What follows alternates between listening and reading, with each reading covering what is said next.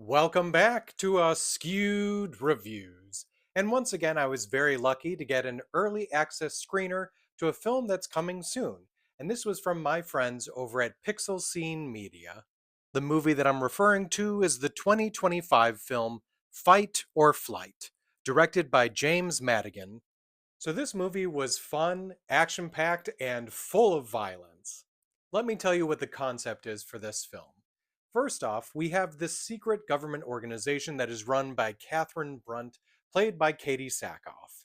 Now they stumble upon an individual known as the Ghost, who they very much want to be able to capture and finally bring in. Unfortunately for this organization, none of their agents are anywhere near or even available to get to where this person is. So Catherine realizes her only option is to reach out to an individual she used to work with but is now considered disgraced, and that would be Lucas Reyes, who is played by Josh Hartnett.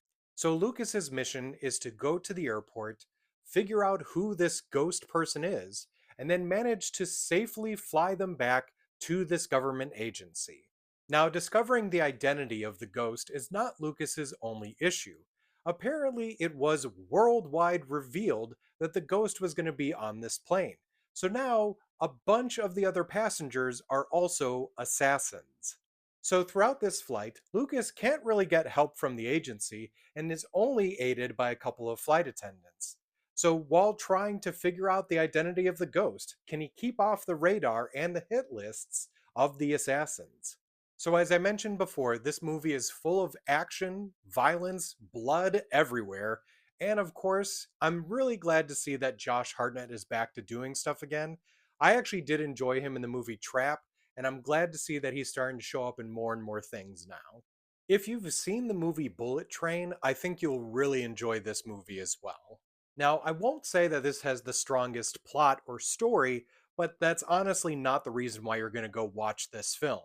You're going to watch this for all of the action, fight scenes, and of course, the crazy stuff that happens on this flight.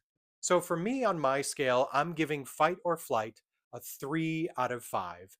This movie does come out to theaters next week, so keep an eye out, and I do recommend checking it out for yourselves. If you do watch this movie, please come back to my video and let me know in the comments what you thought about it.